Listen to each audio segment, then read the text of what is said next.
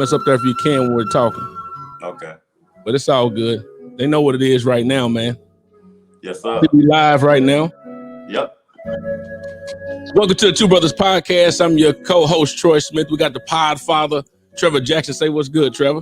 What's happening, everybody? What's happening, man? We got a special guest today, B3F. Yes, sir. Hey, what's up? How you guys doing? Yeah, man. I'm glad that y'all here. We got Joey and Steven on the mic. Look how nice that camera is, though. They must have some money. No, man, I borrowed this from work. Oh, you got it from work. But you know what? We went on and brought the theme song on back, man. Forget it. We ain't care about the algorithm. Bump the algorithm. Hey, that's what's up, man. Well, we here, man. I'm singing now. Yeah, you are. But look, we live and direct, man. We hype right now. Trevor, is my mic too loud? Oh, now you sound perfect. You sound perfect, man. Steven and Joey, my mic too loud on your end? No, man, you sound great. They got the mimosas going, orange juice and whatever else is mixed in there. little cheap champagne. Cheers, Trevor. I think I saw you with one too. Cheers. Grapefruit mimosa. Cheers, Troy. I know you got something over there. I got the water right there. Water. Yeah, that's good. Got the water right there, man. So look, we got some special guests today because we wanted to do something bigger and bring more people into actually to the platforms and showing other people's platform as well. But shout out to Trevor with the layout. Yeah, man. Do we have anybody comment on that layout though? Shout out to Trevor Jackson, the Podfather, with those skills. And guess what? He used a freaking phone. Yeah. Wow. He does all of it with a cell phone. Yeah, we're gonna have to step up our game, man. This is pretty. No excuses, right? That's one thing I love about Trevor. No one can have an excuse doing anything at all when Trevor can do this in 5 minutes on his phone. That's a fact. That's a fact. So Trevor, man, go ahead and introduce our guests we got fully. Give us a full background of our guests, and then we're gonna let them do their thing. Okay, so these guys, man, they had a conversation with my nephew. My nephew was on their show. I think he was promoting his music, or I think Joey and my nephew connected some kind of way. They had a friendship. They worked together, or they met each other in passing or something. Yeah. And he got on their show, and I was entertained like heavily by their show. And I reached out to them and said, man, when y'all gonna have me on the pod? Can I get on the pod? I'm jealous. I'm my nephew. I'm player hating. Oh my God. Yeah. Well, not just blowing smoke up your ass, man. Yours and Easy's were two of the best podcast episodes that we've had. Like, we loved having you guys on. Yeah, Easy was so fun. Like, that show was by far one. Even my wife said the next day, you guys were laughing a lot. Like, it was so fun. And then best conversation we've ever had would be Trevor, for sure. It's like the best, just in depth and lighthearted at times conversation we had was Trevor. I mean, it was two of the best. He's pretty lit that night. Yeah, it was good. Taking that organic or a vegan wine, that brother get toe up in 1 minute on one sip. Yeah, 2 sips is over. It's over, family. But so after I did the podcast with him, Joey reached out. He said, "Man, let's get on the Two Brothers, man." And I want him on the Trevor Jackson podcast also, fam. You know what I'm saying? So we're gonna have to link up. We got him on the show right now, and it's a privilege to have the B3F boys on the show, man. I just want to tell y'all thank y'all for coming on. No, it's a privilege to be here. Now, what exactly does B3F stand for? Of course, that's an easy conversation starter for sure. So it stands for Best Fucking Friends Forever. Yeah. Oh, that's what the 3 stand for? Yeah. It started out for about 2 episodes. It was BFFF, but that doesn't roll off the tongue quite as well as B3F. So Oh, that's nice. Well, yeah, Joey always cleans it up, and then Steven gets it dirty a little bit. But let me give y'all heads up now. This is going to be parental advisors in full effect. Right. You know? So just go ahead and know that. So if your kid listen, if my kids downstairs listen to with my mom and wife, go ahead and just let you know. Kids don't need to be listening to it, but they're gonna listen to the content, which is pretty cool still, though. Yeah. But first, with Steven, man, thanks for your service, man. I understand that you was in the service, military. Yep. I was a coastie for just 9 years. As you laugh. Yeah, right. Yeah. No. It's funny because he doesn't like it when people say thank you for your service to him. No. I don't like it when it's insincere. Yes. And I feel like that's fine. Because a lot of people have the obligatory, hey, thank you for your service, just because they find out you're in the military and there's no meaning behind it. I'm like, you can just save that. You know what I'm saying? Just keep that. I want that. Yeah. Well, I always reply, well, thank you for your tax dollars, because that paid my salary for 9 years. And Joey, man, thank you for your service of just working with Steven, man. Yeah, that's right. That's a job in and of It itself. is a job and a half. Yeah. But man, dude, y'all quality is off the chain, man. When I first seen y'all's podcast that Trevor and told me about when his nephew was on there, I said, man, this stuff sounds good. Y'all got the perfect radio voice, dog. Well, I appreciate that. I mean, I'd say the audio for sure is all Steven. Like Steven does. Both of us have a background in audio production, and he handles all the audio stuff. And then video is something that we're slowly bringing along. So. Yeah, Well, but although he has much more of a broadcast voice, I get excited and I sound like I have dicks in my mouth while I'm. No, you good. Hey, that's what I love about. That's why I love about white commentators, man. Because we just like to come on here and talk about the things that are important to us. when they say certain things, it just makes it more fun. That's why my wife get on me, but I love dry humor. I love watching Will Ferrell. I love watching all those I call white guy comedies, man, at times. My favorite movie is Dumb and Dumber, though. So we talked about that last week. Yeah. Go ahead, Trev. Go ahead and knock them out with some of the stuff you got going on. It's crazy you say that. We had a question. I asked Troy who was his favorite white comedian. Because I like asking off the wall questions, and I'm gonna ask y'all this question. Who did you said Will Ferrell, and I said Jim Carrey. Mm-hmm. So I got a question for the B3F boys since we went there. Who is your favorite black comedian? Well, first of all, we gotta clarify comedian or comedy show person, because that's two different things. Anybody make you laugh? Okay. It's cliche as it sounds, Dave Chappelle. As far as comedians go, but I'll throw Richard Pryor up there with anybody. For stand up, for stand up.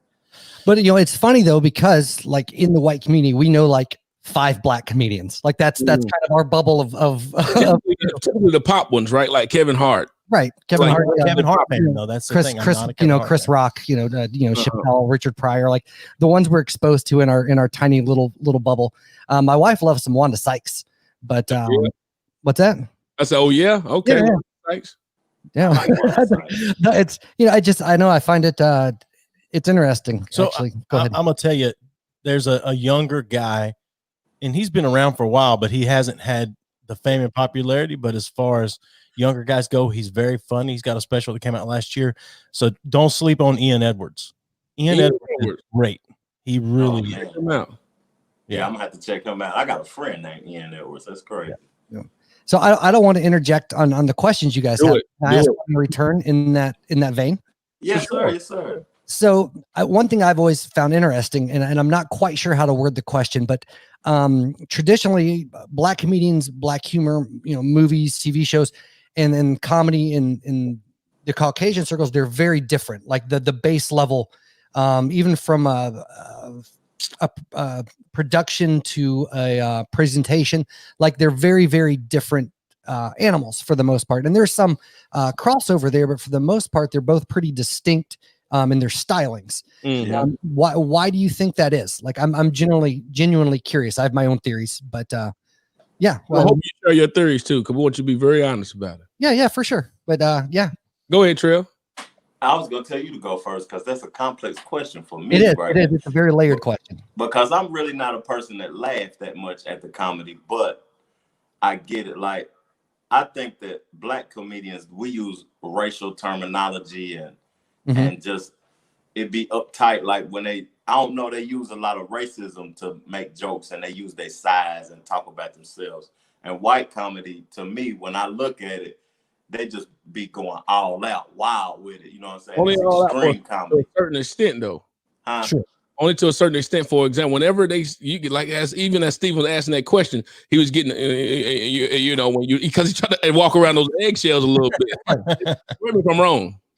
A little bit, yeah, but a lot of it too is not quite knowing how to word the question, because really there's obvious differences between the two as far as popularity goes and what the Black community tends to find funny because there's very stereotypical Tyler Perry-esque movies that are catered specifically towards the Black audience, with some crossover like those fucking god-awful Medea movies. Yeah. You know, but they're very distinct in their styling, and I just was curious what your opinion is on where those differences come from, because it tends to be I don't know if it's cultural or whatever, but the things that a lot of white folks find funny and Black folks find funny are completely separate entities. And that, yeah. And because Black people can talk about politics, right?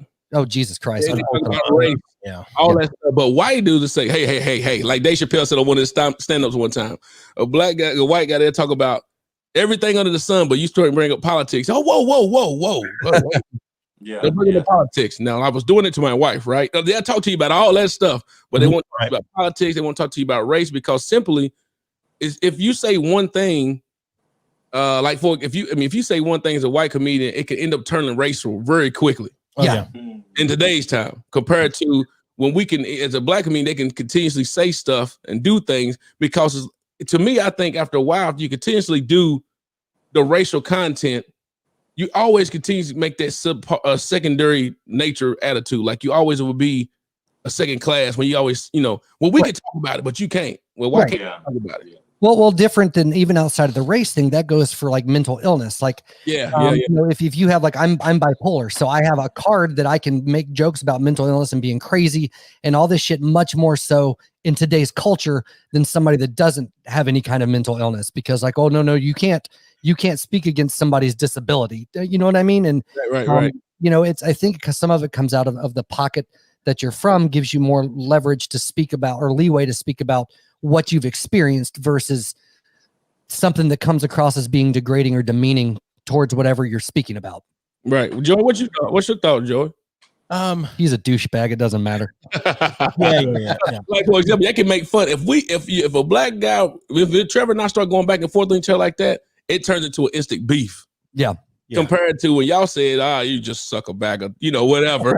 Right. Nobody even trips about it. Yeah, some of the worst stuff that's ever been said to me has been said to me by Stephen. He said some of the worst stuff to me ever. But I mean, we've been friends for 22, 23 years, and we hate ourselves as much as we hate each other. Well, that's part of it.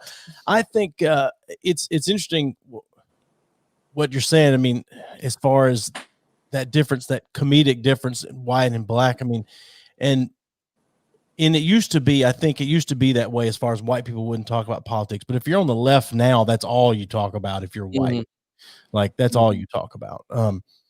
But I think some of that comes down to virtue signaling, though. Oh yeah, for sure. It does. But something was said, I can't remember exactly what it was, but it made me think about Louis C.K.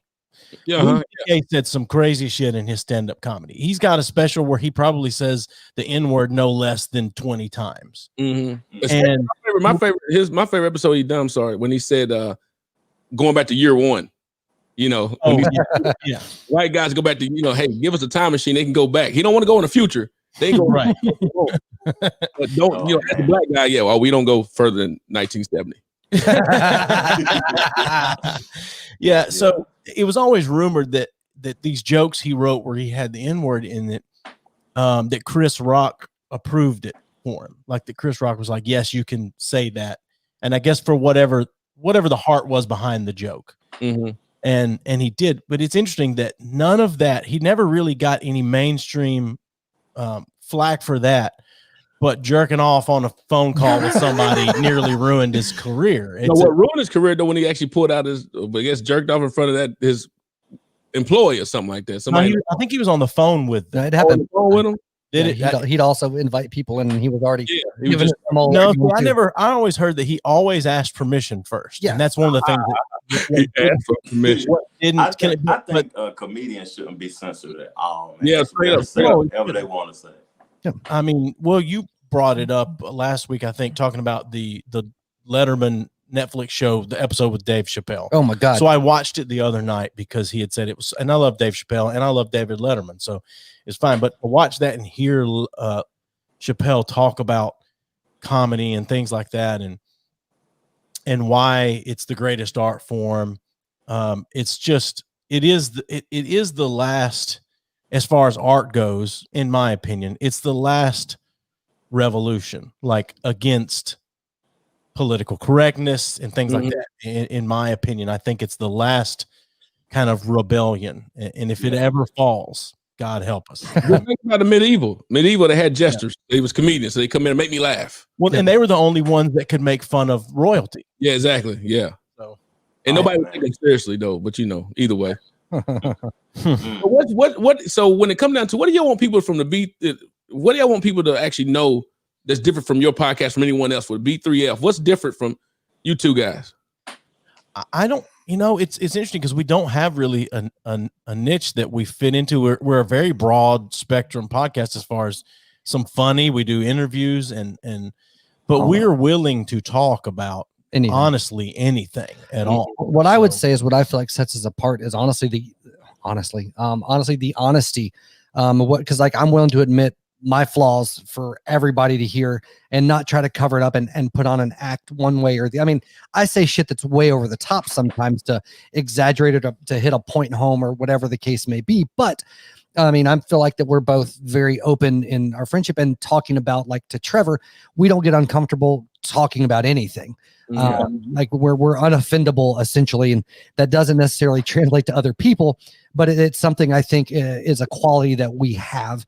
And to go beyond like just standard interview questions to have a truly open conversation without any offense intended on our part or not taking offense on the other side of things. We're basically like a really less cool Joe Rogan. You think that all changes though once, as you see, they try to censor Joe Rogan though, right? Oh yeah, sponsorships behind you and bigger money behind you.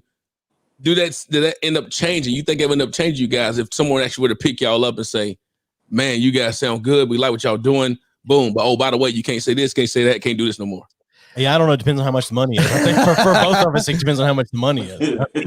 Well, and that's what I say. It's one of those things you never know until you're in the situation, right? Sure. It's kind of like a dude sucking your dick. Until you're there, you don't know if you're going to like it or not. That's a pretty good idea. But seriously, we like to all talk about artistic integrity and integrity to whatever, but until you're presented with, $1 million contract or 20 million, whatever the case may be, you really don't know what you're going to do until you get to the situation. You don't know what type of prostitute you will be once you get that shit. Well, like I'm a very cheap one. Like we've joked before about that we're all both kind of failed musicians, but if somebody came to me and was like, I mean, I believe in what I write and all that other stuff. But if somebody came out and was like, hey, we want you to be a crunchy rap artist and move to South America and we'll pay you this much money, I'd be like, well, fuck my artistic integrity. I'm absolutely going to do that because it's taking care of my family and taking care of everybody else. So, I think anybody would like to say that, oh yeah, I'm going to be true to my moral compass and my beliefs and my standards. But, enough money to make your life better and for you and your family, that's invaluable, and that trumps a lot of personal morality, I think. Well, like my mom said, she said, it's all about culture, timing, and limitations for all comedians. They're all going to say something wrong. You cannot make everyone happy. It's up to the person and how they would make or take it, right? Which is true. Because when Cat Williams said something about Lil Tink Tink, it's only funny when you don't have anyone that you experience stuff with. Right. As soon as you know someone that experienced something, a coach and a mental illness, something like that, that's when it started getting to the point like, that ain't funny no more, unless you're the actual one that deals with it, right? Right, but that's stuff like that. I believe that's how it is, but I think that is fucking selfish. Right, I get it. I'm all about it. I get you. Because my situation should dictate what you're doing, and that is absolutely not okay in my opinion. But that's where we've gotten to. Like the things that offend me should restrict your behavior, because the world and what I think is the right should revolve around what the fuck I want, and what you want should cater to what I want, because what I want is more important than you. Like that's essentially what that is, in my opinion. Yeah, we're catering to the smallest number of people. I think I heard Jim Jeffries say, speaking of stand-up, there you go, comedian, quoting white comedians again. Somebody asked him, like, how do you feel about people being offended by your jokes or whatever? And he said, they're not offended by my jokes. They're just offended that someone thought it was funny. That's it. But to me, and I've said this to Steven a million times, is especially, and it happens in middle-aged white women do it all the time. It's where the term Karen came from. There you go, Bill. Get offended on behalf of someone else that they have no understanding of what that other person or group has gone through. And like, you can't be offended for someone else. You can't be offended for them. And to say to, well, let's just take one of the biggest things right now. So like Black Lives Matter. For anyone that's not a black person to say, I'm offended because this person said this, and you if I look at you, Troy and Trevor, and say, you should be offended by this too, and I'm offended for you, to me, that's as racist as anything else that Trump or any of the alt-right have said about anything, because who am I to tell you you should be offended by something that is about you or your culture? That is correct. You said that, though. Do what? That's interesting you said that, because oftentimes the people that get most offended by the N-word around another black person is another white guy. Yeah, you're absolutely right. They say, whoa, that's not cool. Like, right. Whoa, what just happened? They're virtue signaling and trying to get cool points for standing up for it. And it's not that they're not offended by it or that they don't think you should say it, but if there had been no black person around them, I would say 95 to 99% of the time they wouldn't have said a word. Yeah. But you know what they say, right? When someone about to talk about something racial, when they do this right here. Well, I know a guy. I know black guy who's in his early 50s, and we were talking about politics one time, lightheartedly, because we both kind of fall under the same kind of thing as far as our political views. And he said, I'm going to tell you straight up. And he stopped and looked around. And I was like, what the hell is he doing? He said, I didn't vote for Obama. and he wasn't trying to be funny. So we looked for, and he goes, as a black man, especially one in his 50s, I can't say that out loud around certain people. There'd be a shoe come out the blue somewhere. Oh, yeah.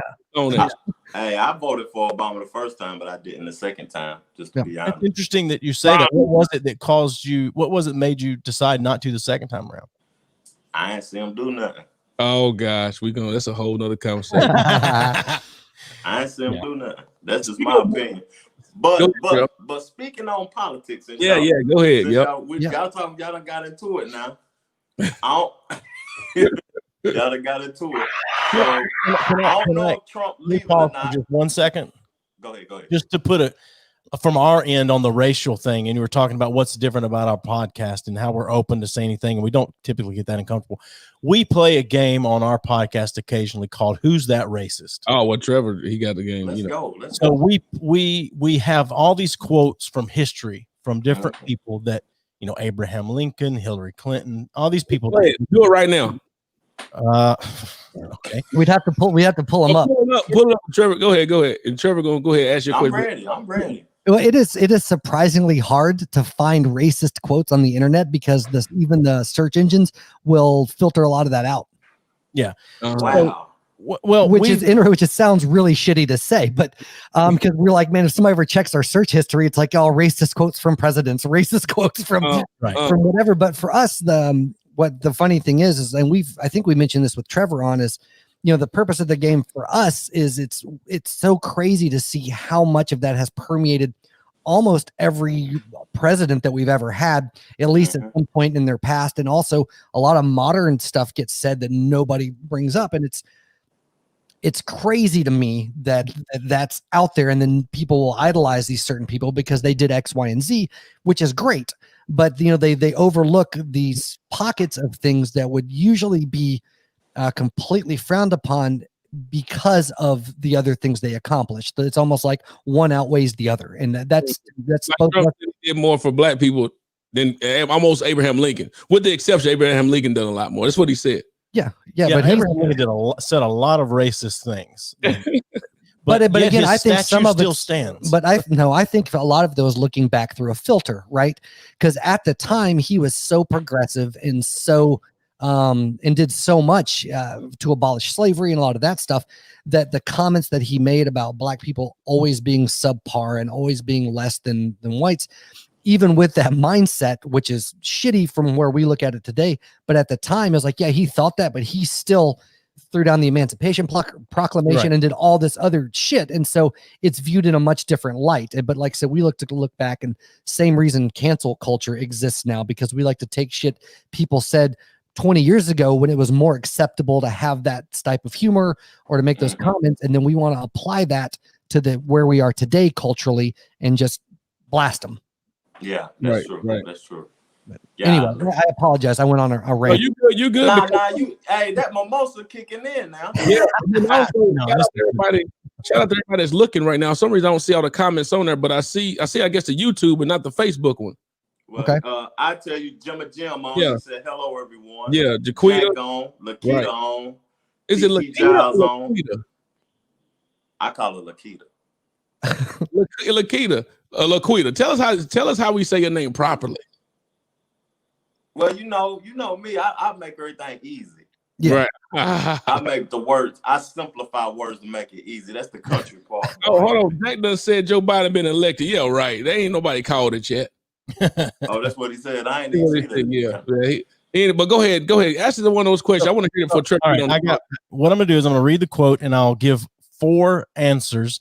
And then you guys, the way we play this, everyone chimes in by saying their name, and whoever chimes in first gets to guess first, and we'll see who gets it right. All right. So I'll just use one. I'll give you one example here.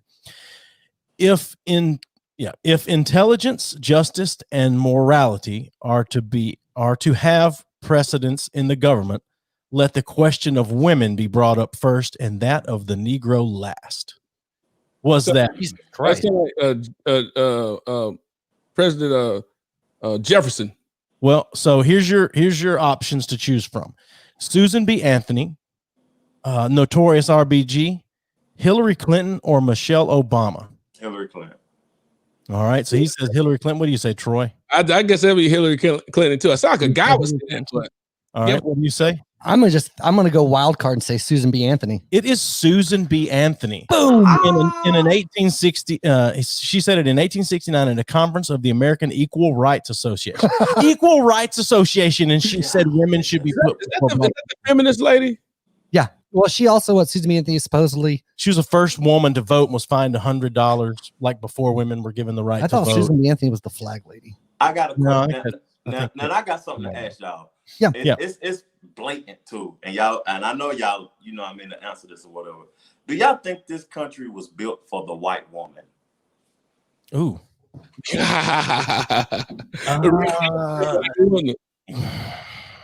white guy be going in on the white female though right now. Bill Burr hitting them off. Oh man.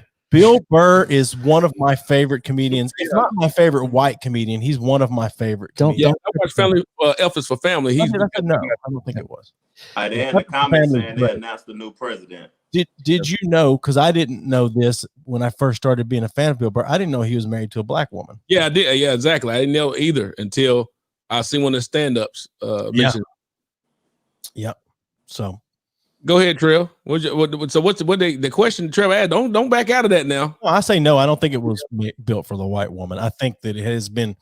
I think what the New Republic has taken over. Maybe I don't know. I think that's what I mean. If you don't think that middle-aged white women have some of the most control right now, you're crazy. Mm-hmm. At the risk of sounding misogynistic. At the risk of it. I did ask a risky one, and I apologize. No, I don't know. I'd have to chew on that for a minute because that's a very layered question. Stephen got to chew on it, right? Well, that's what she said. But going back to because the thing is right, because we only know the purpose of the country's foundation based on history books and all that shit. Just like we have every type of understanding we have of the past. Like the whole misnomer that this is supposed to be a quote unquote Christian nation. Like that's a ridiculous assumption to me, especially now that we have more records from writings and things that were said from that time period. I think that I don't think we started that way, but I think it's a byproduct. Well, like anything else, right? You push one group too far and you're going to have pushback at some point in time. And I feel like that this is a big time, which it's so weird to me that the timing of it, but at least in the last 40 years, probably there's been a really big push by white women to get more quote unquote equal treatment in certain areas, which is understandable.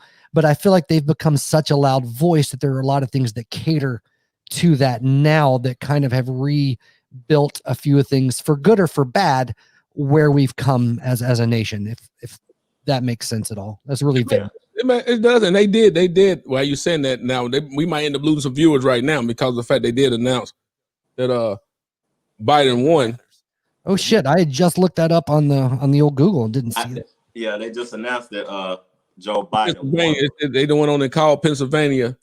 Pennsylvania. I'm probably ain't saying it right. I can't even say it. But so they gave it that. That's up. So my question to y'all is this though. Oh shit! Yeah, it says you got Pennsylvania. Yeah. So right now, let's see in there right there. It's gonna be happy to have. Oh, he crying. Send dreamers. Oh my gosh! Who is that that's crying? The black dude is it Van from? Van Jones. Fuck Van Jones. Thugging. That's thugging right there. I'm just saying, like I've heard him race bait so many times and things like that it's insane. I mean, maybe I'm not supposed to say that about. Hey, no, why? Why you supposed to say it? Because you're on our podcast? No. I'm just saying, like in general in this country, maybe a white guy's not supposed to say that about a black guy. But I mean, still, I've heard that guy use race to try to get his point across, to try to win an argument rather than actually make legitimate points too many times. I mean, so my question, I asked Trevor just the other time. So Kamala Harris has gone on record as the first Indian American to go, on card, Senate. Yeah, it wasn't that long ago she was considered the first black American. Yeah, well, no. Well, now she's the first black woman. Well, she is, but my thought was like, where did that? Joey, you got your kids mixed? Yes. Yeah. So when it come down to that, they can pull from all over places, right? You can pull, you black or you white or this and that, but they never can be white though. Besides so my daughter, it always blows all of her friends away a new friend when they find out that she's mixed. She doesn't quite look white, but she doesn't look mixed. She looks Hispanic. She really, her whole life she's gotten, everybody thought she was Hispanic, but my youngest son just straight up looks white. I mean, he's got white guy Jufro and all that. I mean, like it's just what he looks like. And no one ever thinks that he's mixed. My oldest son, like he doesn't look mixed either. He just looks like a light-skinned black guy. And then my wife looks mixed. Right. Yeah, she does look mixed. She's not dark or nothing. She's looks mixed. My question, Go ahead, ask your question, because I got a question too from a perspective of mixed people that I want, because she said this before and I want to know how true it is. Go ahead and hit it. She said, as a mixed person, when you're around the black side of your family, you're constantly having to prove your blackness. Justin, call in then. Justin. But Justin, I can speak for Jack on that. He didn't experience to have to prove it. He went straight. He just went. Justin straight thugging though. That's what he don't play no game. That's one light skinned dude I don't even want to mess with. I don't think because I got a couple of mixed individuals in my family. We considered them the same thing as us. It was easy, you know what I'm saying? Yeah. Well, black people are more accommodating anyway. I mean, absolutely. They might you might joke on about being light skinned or something like that, but we're more accommodating. Like you can bring a white person around, you bring somebody gay around after a while, just like, come on, It's the other side of, I guess the question for you guys would be more like a stiff arm for a little bit. Yeah. How did it go for you when you went back to Pulaski though, Joey? So we started dating. We started dating when I was in high school. And so she's 2 grades ahead of me. So when she graduated high school, that next year I was a junior. So she could actually drive, which we lived about an hour apart, but she could drive down on like a Friday afternoon, be waiting at my car when I got out of school, and then we could go hang out on Friday evening. Mm-hmm. When we started dating, and the white guys that I played baseball with, I think she came to a baseball game. She came to something regardless. And one of the white guys said, "Is that your girlfriend?" And I said, "Yes." And they said, "We don't like that kind of thing around here." But and you in Pulaski, I will see, if you don't know the history of Pulaski. Yeah, it's not quite as bad as it was then. I mean, it's still there, but it's not quite as bad as it was. But I mean, that's what the guy said, was like, "We don't like that kind of thing around here." I'm like, well, okay.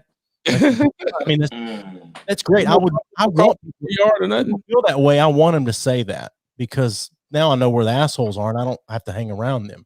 But when she would come and wait at my car for me on Friday afternoon, because sometimes she would surprise me and I wouldn't know. I'd come outside. All the black guys from the school would be hanging around my car as well. They would all come up to me and go, "Hey, is that your cousin?" Like that's the first thing you say. Is that your cousin? Like, no, that's my girlfriend. And they're like, shit, you know. Oh man. You know, Pulaski, though, believe it or not, it has a pretty large black population, which is kind of weird. Yeah, yes, it does. It was like, how is that? You know, how that happens? But if you're not from Knoxville, neither one of y'all from Knoxville, but No. Halls was the place you didn't want to go. Yeah. Okay. As a black individual. Black individual, you didn't want to go to Halls. We already knew when we played against Halls in high school.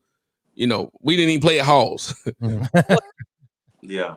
It's tons of black people in Halls. Like stuff never existed. And that's a lot of one thing about Knoxville, man. It's a lot of mixed folk in Knoxville, dog. It's a lot. It's not fancy itself is a progressive city. It's not as progressive as it thinks, but it's more so than say Pulaski. I mean, but hell, even along those lines, like you've talked about, and I don't know if we can say this out loud on the podcast, but like Gabe and her folks, how she viewed Gabe is. Yeah, I mean, it's actually changed. Okay, well, so that's something that we'll probably get into tonight. So my oldest son and his girlfriend, who's a white girl, so damn white, she's clear. No, I love Kelsey to death. I think she's great. But they're going to be on our podcast tonight. We're going to talk about relationships and things like that. So I'm sure interracial relationships for the younger people in their mid-20s now, that'll come up tonight. But yeah, I mean, it took my dad some getting used to at first. Like my dad was more concerned about the fact that we got married very young. I was 18, she was 20. We got married very young because she was pregnant, and the church basically told us, no, not basically. The apostle of the church, because we went to a fivefold ministry church, the apostle of the church said, you have to get married or you can never be together again.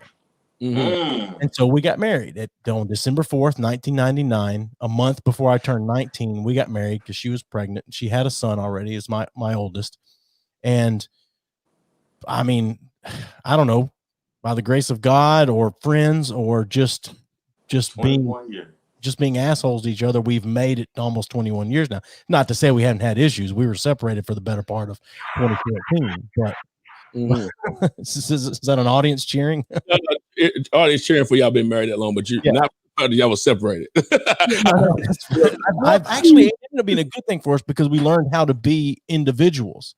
Yeah. And then when we come back together and we know who we are alone, because at 18 and 20, you don't know who you are at 18 and 20. You get married. Yeah. We've only ever known each other. So I'm on my third marriage. I am so good at relationships. You're a Mac Daddy then, Steve. You're a Mac Daddy. Steve, a Mac Daddy. Before Trevor ended up asking this last question before we let y'all go about the politics stuff, and we really appreciate y'all coming on. And I'm sorry if we've hijacked too much. We run our mouths. So we appreciate it. The audience we have, they loving people. You know, love it, and we love. See, the whole thing about Trevor not doing this podcast, we both from the projects, one from one of the same projects, and where we wanted to show people you can have elevated conversations and be from the hood. Yeah, absolutely. Sure. Yeah, elevated conversation about intellectualism, all that stuff. We can have other conversations besides, or you can have elevated conversations and be from Clan Valley. So. yeah. But my question is one thing before Trevor asked the last one about politics. One thing you do know, I noticed about when I got into the business world, man, white folk get married so young. Yeah. But they be 40 years old and went married 3 or 4 times. Yeah. They either went to church, someone said, you gotta be married. So whenever you get married, whenever you date, you gotta get married. Then you break up with that person, find out you fell out. Then you get another person. And then like I met a coworker, one of mine, and she was like, yeah, I'm married 2 times already. She was like 32. Yep. You know what I'm saying? So why, is that the reason why people get married often? Because they tell you, in order to date, you got to be married. Is that how they go? Well, I think they tell you that you shouldn't date anybody if you're not working toward marriage, for sure. Once you hit a certain age, you should at least have a little bit of marriage on the mind when you start dating someone, because what's the point when you get to a certain age or younger? Just date as many people as you can, because then how else are you going to know what you like? But I mean, test drive the car. Can I say something about that?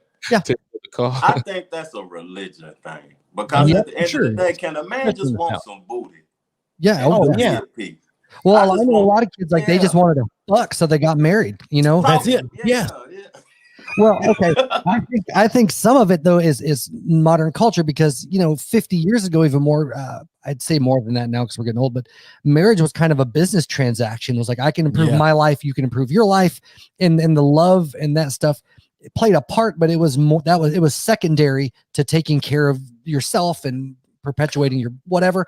And I feel like now we have such an emphasis on emotion and follow your heart and whatever feels good. And if it's a negative thought, then you got to get that out of your life.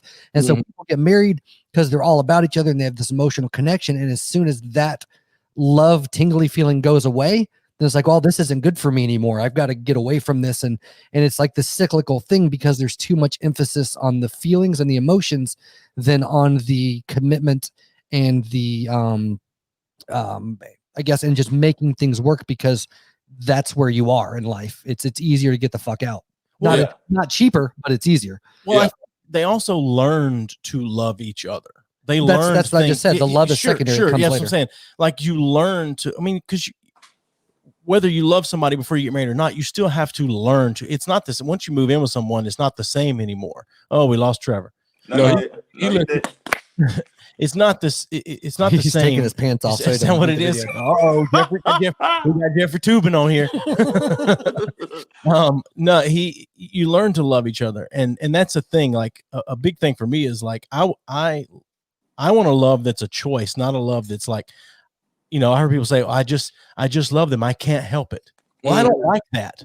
I don't like that. I want you to wake up every morning. Wants what the heart wants. Yeah. The heart is the most deceitful of them all. But it's like I want a love where you wake up every morning and whether you're pissed off at me because something I said the night before, or you're not, or you're great because we had a great date night the night before, whatever, you're choosing to love me regardless of the situation. To me, that's way better than the whole I'm in love and I can't control it. That's because you can easily fall out. Yeah. But you can fall out of love. Yeah. Just as easy as you fall in, you can fall out of love. But love that wakes up every day. You're talking about people. Stephen made me think of that's not a light word. You better get what's that? Y'all got some extra? Yeah, I got another bottle in the refrigerator, but Stephen made me think of my my grandparents when my grandfather died several years ago. They got married. He had it coming. They got married young, and it took a long time for them to learn how to live together and be married or whatever. But to see the two of them and him on his deathbed, unconscious constantly, but every time he would wake up, he would look at her for a moment, and then he was out again. And the way and I'm like, but that's the kind of love that lasts, in my opinion. Not to say they never had issues. I mean, he dealt with alcoholism and things like that early on in my dad's life, but still, I mean, that's on his deathbed. He's waking up long enough to be able to look at her so that she knows that he still loves her or whatever. I mean, he would have been nowhere without her. I mean, she took care of, she laid his clothes out at night. She cooked for him. She cleaned and all that stuff. But then he went to work and he made great money in his life. And I bet he ate that pussy. He got white guys. Was. Hey, I'm gonna ask y'all something. Go ahead. Then, since this is the last one. Go ahead. Don't get too gay. This is the last one. Yeah. Bring it. You said he ate the coochie. Yeah, that's what. That's part of the relationship, man. Have y'all ever orally pleasured a woman while she was on her monthly? Oh my God! Ooh, getting the Red Wings, man. No. Getting the Red Wings. No, I haven't. No wings. Y'all never tasted the spaghetti. No. Wait, nah. My significant other would not have been. Okay, so this I had to get that out right. No. I have, and got me. It's not pleasant. You sound You did that? What? You did it? Oh, Oh, boy. Because I don't like the taste of, like, if I cut myself, I'm not sucking my own blood, and to actually get some uterine lining between your teeth is not a pleasure. Hey, try it, Joey. Y'all gotta try it. You got to get them Red Wings, right? You heard it here first. Limitations. Ragu. Look, that boy looking like the Joker on his mother. Watch. But the last question. Eating that booty after a gym day. It's just, it's rough. But sometimes you got to do it. After she leave the sauna. Oh my God. Oh, God. We had to get some smiles there, man. But I want to know what Jim and Jam and Mama, everybody else think about. But okay, this is a question for you too, Troy. I want Troy to answer it first. I'm sorry, y'all, but I want y'all go ahead. to Sure, listen to it. show. Since It's been announced. Everybody in the comment section on Facebook saying it's been announced that Yes, Biden won. What are y'all gonna miss about Trump in the office? I want to answer this too, though. What y'all gonna miss about Trump being in the office? Go ahead, y'all. Knock it out. Not a No, goddamn thing. he said he wants your thing first, man. But Come the on. thing is, no, what's not what I'm gonna miss? There's no more comedy late night sketches ever no more. There's gonna be Well, but that may be good for comedy because I'm so sick of hearing all the late night people make fun of him. Like, yeah, not that he doesn't deserve it or that it's not funny, but at some point it's just old. yeah. But what I'm saying is, so You're not taking a chance, I guess is what, in the interest of comedy, you're not taking a chance if you make fun of Trump. Who's gonna, aside from the Christians in the South, who's really gonna attack you if you make fun of Trump? right. Yeah, So- that's true. I mean, but when it comes down to, you're gonna miss what you're never gonna hear again, no time soon, because no one's gonna be like him. Is the fact that the brassness of just being Teflon Donish, man. Yeah, and I do like that, but I still think he's a straight up jerk. he was open. I was going to say he was disrespectful to the office, but most everyone's disrespectful to the office. He was just openly disrespectful to the office. I love that too. No, but I'm sorry, I'm gonna miss that. I'm gonna miss the straightforwardness of I just don't care. Sure, I don't mind that. Lied to you and just straight lied to you, like, man, this is the best ever. This, Yeah. the U.S. they wanted a businessman as the president, and they got one. Mhm. Like I mean, he's reminded me of someone at their share conference with their board of directors talking about their projections and whatever, and lying to them in front of them. Yeah. Mhm. All the numbers are great. Oh, yeah. Right before he go on American Greed show and be caught for stealing, he's like, "Hey, the numbers are good, everything's booming," and then again, you got another Enron situation. I mean, that's what he reminded me I of. was about to say he's like the Enron of presidents. I think it's awesome. Yeah, he's talking about all it. But so that's what you're gonna miss, the brassness of just straight up like, did he just say that? Right. Golly. I And think he had never done anything within politics ever. Have he? no. He No. just became the president. No, I was gonna say for me, like I am super apolitical. Like ungodly, cynical, like all that stuff. But I enjoy a good train wreck, and that's been a fantastic. But the thing is, like, I feel like over the next few weeks, while they're sorting some of this shit out, like I'm gonna get the best, culmination of all of the shit that's happened over the last 4 years and what's to come. Like it's gonna be, it's gonna be a glorious train wreck. I Now, just this want train wreck- everybody on the right crying the way everyone on the left did 4 years ago. No! Yeah, man. That's what I'm gonna miss, man. I'm gonna miss that Yeah. a lot. That's cool. Well, man, we appreciate the B3F coming on today. You know what I'm saying? Showing some love. Anytime. Had a great time. And I hope y'all did, because I surely did. This is something we could continue for a long time. I know on y'all show we'll go 2, 3, 4 hours. Which you guys both need to come on our show at some Yeah, point. we'll do that. Have you back on. Yeah. Yeah. Yeah, man. So, man, appreciate y'all. Thank y'all for coming on. Trev, last word from the Power Father. Hey, we appreciate y'all coming on the show, man. Hey, y'all welcomed on the show anytime. Y'all welcome to come to the Trevor Jackson pod also. They're welcome on the Naughty Lounge. On the Night Lounge, too. Yeah, for sure, man. Get called.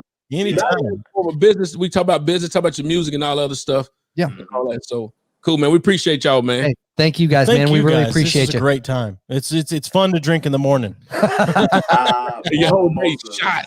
It's just nice and it's refreshing to have a conversation that can go anywhere with someone and no one gets butt hurt over it. And Right, that's nice. literally. You can have open conversation and No, talk yeah. about reality. So I appreciate that.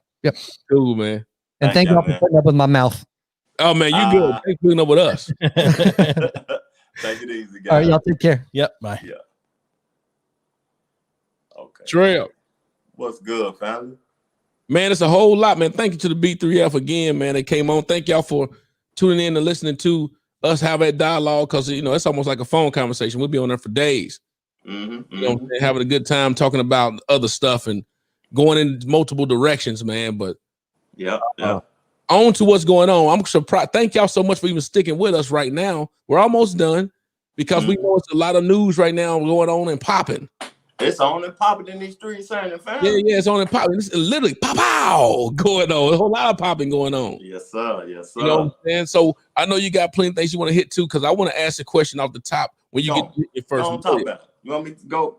So what we going into though? We going to We're another. main topic. We're gonna run through these things like we normally do. The main topic. I want to ask you then, if you're gonna take all day. Let me know. Go ahead. Handle business. No, you handle it. Go ahead, dog. So me, I think what I gotta ask to be totally off off the Richter from where we came from. So That's if you have all. something in the same vein of what we was conversating about, let's go, fam. Well, the thing is, I want to ask you this then. Or do people really, is there really a heaven or a hell, Trev? You gonna take it there. You gonna take it there. Is it really a heaven or hell, dog? That's what I want to know. I can't answer that. I can't say that it is. Why I can't don't. Cause I ain't been. Yeah, exactly. No one knows what it's like until you're over there, which you don't want to go too soon. Now you got people that say they went to hell, and when they say they went to hell and came back, and they tell the stories of the fire, and they sing Michael Jackson down there doing the moonwalk. You see Michael Jackson on there doing the moonwalk, dog? The moonwalk? You ain't heard them people that went to hell stories before? I have, man. But my thing, the reason I asked that is this, and if y'all want to call in and ask us, I want to dive in on this. We're going to talk about it's two things. Wait, call in right now about the present thing if you like. 615-745-9438. But then I want to ask y'all, but call in also about, is there a heaven or hell? Because no one ever put their loved one in hell. Regardless of their lifestyle. And the number at the bottom of the screen scrolling across, call in and tell us, do y'all believe if it's a heaven or a hell, or if heaven or hell exists? Call in and talk to the two brothers now. Because look, we got another rapper dead. Pow! Sadly, gone. Okay. Real rapper though, right? King Von is his name? Yeah, King Von, street rapper. Now that can go to the Just Curious segment, because I was just curious about something about the hip hop business. And at the end of the day, we want people to call in and say, is there a heaven or a hell now?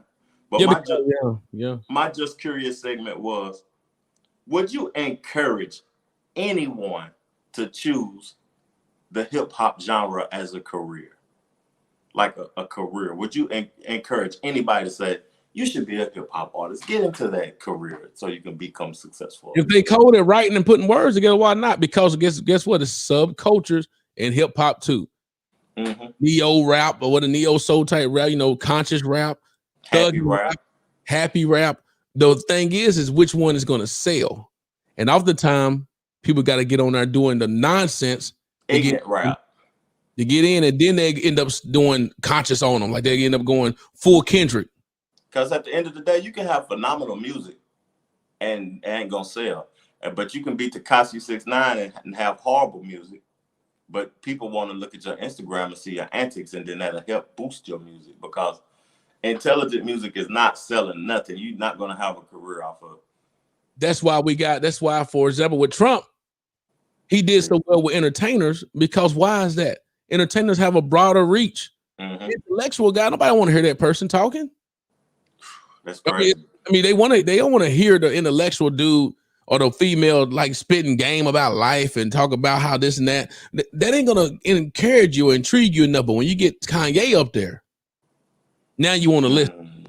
That's why, like, being smart isn't valued. Being popular is valued now. That's why, like, a motivational speaker and a preacher can be in the same realm, but the motivational speaker can make it cool and be more popular than the pastor on the corner on College Street. You know what I mean? Well, so my mom said hell is real, heaven is real. She just don't want to find out right now. I mean, we got people on here right now. I want to know is, you go to church all day. See, the reason why they end up questioning and thinking about this stuff is that after you have children, there was a dude, Carson something. He said there's no heaven or hell. I mean, there's no hell, only heaven. And he got kicked out of the church. But because when you have kids, I couldn't see myself, regardless of what my children go through and do, condemning them to somewhere for life, for eternity. No matter how bad they are. Because it's my blood. I mean, now, of course, there's some things you can't do. You can only go so far and say, man, you got to learn it on your own. But would you condemn them to eternal damnation? But we can't. We ain't in that power. We don't have that power, though. What's the like? The criteria to go to heaven is to be obedient to God. Ain't nobody going then. But guess, ain't nobody completely obedient. But but if you are completely, how fun? Then people say, how fun is that? I mean, where's the life? Right? I know. I don't know nobody completely obedient. Well, I get it. So is there heaven and hell is a question, and you say you don't know? Mm-hmm. I say I don't really. I believe. You know what? I know I want to be in that number. Yeah, the people say in them old church song, wherever God is at, I want to be in that presence. That's where I want to be. Right. And I ask to make sure that my life is in order with that. But I tell you, it makes you think about, is there really a heaven and hell? Because when I think about my children, how much I want them to be around me or love on them, I couldn't see myself just saying, get out of here and you're gone forever. That's a fact. That's a fact. But I thought about the fact that when these rappers and people die, everybody always got their mural with them and angels and wings around them. They never talk about they in hell.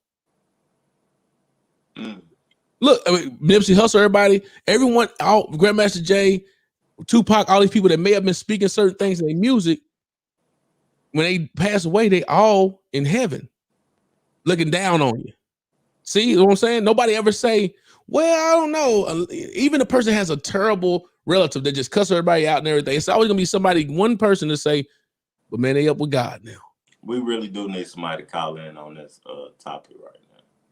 That's just a thought, because now what could we all could have learned from 6ix9ine though? What can every rapper, you say, could they go into a career? Mm-hmm. If you're going into a career being a hip hop artist, what do you think we all can learn if you're a hip hop artist from 6ix9ine?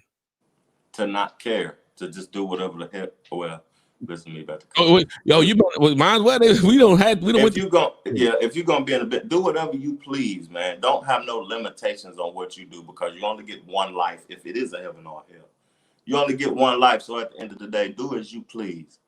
Don't have don't limit yourself in no kind of way when you get into that music business. Say what you want, feel how you feel, please yourself, be happy. Don't care about anything else at the end of the day but yourself, because these people are going all out. That's why they are successful at what they're doing. They're going all out. It's no limitations. People are overthinking themselves in a trap. You know what I'm saying? Mm-hmm. That's how I feel about it, though. Well, I tell you, what we could have learned from 6ix9ine, let's get you security. That's a fact. I mean, security up. I mean, pop it. I mean, see, you get clowned for having security around you, but those are the ones that are still alive, though. Guess what? I was telling, not to talk about myself or whatever, I was telling my nephew, because we supposed to be shooting a video back at home. I was saying, man, people don't like me so bad. I'm thinking about hiring security for the video shoot. Trevor, people, I mean, you always tell me somebody don't like you. Who don't like Trevor, dog? Really? I got haters, fam. They're just invisible. I mean, who would? I mean, dude, you lived that life. I understand it, but you out of that now. But the people that don't like me is still involved. I've removed myself from it. And if I'm going to be entering into the music business, like we saying, these people getting killed. If I have to be in that environment, I have to protect myself. But I ain't going to protect myself in no physical manner. I'll pay somebody to protect me. You asked a question about, can rappers talk on your last, but if y'all haven't seen the Trevor Jackson podcast lately with him and the Jackson boys, that thing is lighting up, man. I almost retired last night because we can't have Troy retired now. He asked a question about this. Rappers always talk about drugs all the time. Mm-hmm. And when you was in the drug game, that's all you talked about. I didn't know nothing. You really snitching on yourself. You snitching on yourself. What do people do when they snitching on themselves? Well, it's different for different people and different artists. Some artists, I was really from the projects and I wanted to get out of the project. So I spoke on those things in my records because that was all I knew. Now, if you ain't from the hood and you know more than that, you came up with a good family, y'all had money and everything, and y'all was doing well, you have no business trying to go into that because it looks cool. Mm-hmm. You know what I mean? Whatever happened to you, you deserve it at the end of the day. But when you come from that and you're trying to get out of that, you just speaking what you know what I'm saying, what touches your soul and what you can relate to or whatever to move forward. But once I got smarter, I removed myself from that thought process and I didn't speak like that no more. So that's just what I feel about it. So my thing is, the next question will end up being this. In regards, when are we going to see music as a form of entertainment, rap music as entertainment? Because it's entertainment, dog. If we literally look at these people that's rapping and saying and doing these certain things, we look at them and say, if you really still doing that, you stupid. That's fact. But then if they not doing it or not as real as they say they are, then we clown them for not being real. Then they go to the next question. What does being a real one get you though? Absolutely nothing. Being a real one. What does being a real one? When people say, man, you're a real one. What does that get you? That's an education question right there, because people need to realize that, like, the title real. A lot of folks would consider me real from my previous lifestyle or whatever, for not telling on people and not getting involved in a lot of street things or whatever though. But being real didn't pay the bills. Being real didn't get me nowhere. It didn't help me out at the end of the day. So being real ain't no different from being a snitch to me. At the end of the day, being a snitch, it's not gonna hurt nobody neither. Like, so who cares at the end of the day? But it don't matter. You know what I'm saying? Class. What people think of you don't matter to you. What you think of It's exclusive right here, dog. Y'all know about that exclusive. Listen to Jack Boy on A it. little bit of that. It's Trail right there. Some drive them insane, but me, I just laugh. Ah. Cause who is you like I'm a fool? I change like the Weather. On my feet, I'm lighter Than a feather. Look, I even know verses already. See what I'm saying? Trevor is a prime example of Don't Matter to Me. That song right there, that's exclusive. Y'all ain't heard it yet. That ain't came out. It don't matter to me. And that's when you get to a point where it don't matter no more. You probably done elevated a little bit. Yeah, no matter if you're real or people consider you fake, you shouldn't care what others think about you. You should just be the best version of you, regardless of what you are, who you are, what you done. It don't matter. So when it come down to it, when are we going to start looking at music as entertainment, rap music entertainment? It probably won't ever be no time soon, because it is entertainment. I don't expect. So the sad thing is, when we talk about rappers and meeting them, if you met like Young Jeezy now doing the podcast stuff. Jeezy got a podcast? Yeah, he doing the radio show and all that. He's interviewing people, and he's classy. He's trying to create a different lane for himself. But then somebody might try to run up to him or come up on him and challenge him because he's not that same Jeezy from the Snowman. Now he got a show that he thugging.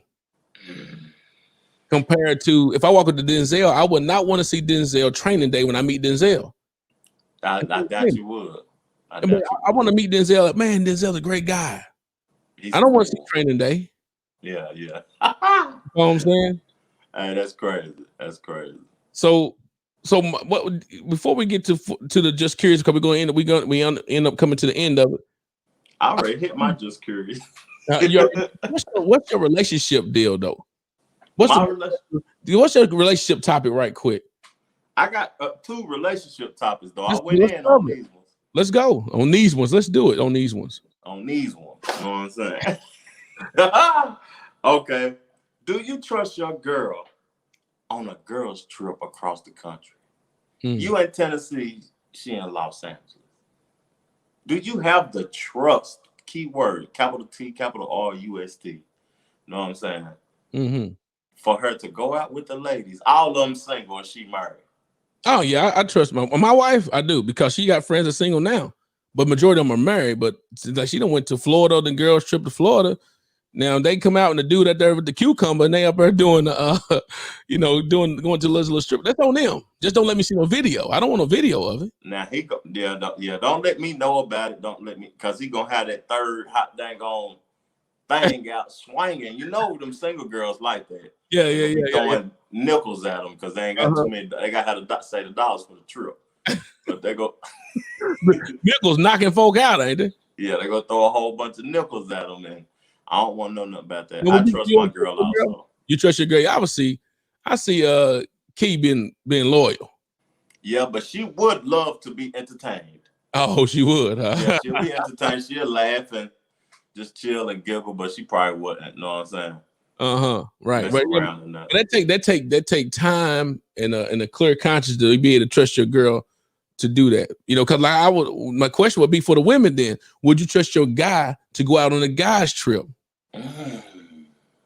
What's up, ladies? I mean, would you trust your dude? Because we already had the booty contract discussion. We done talked about the amendments to the contract of where he give and clean and do some stuff.